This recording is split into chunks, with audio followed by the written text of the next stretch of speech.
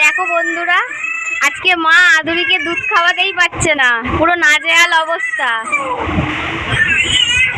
দেখি আজকে মা কিভাবে ওকে দুধটা খাওয়ায়। রোজ আমি খাওয়াই এইভাবে।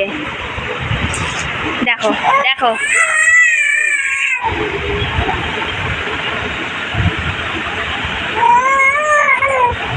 দেখো কেমন দুষ্টামি করছে।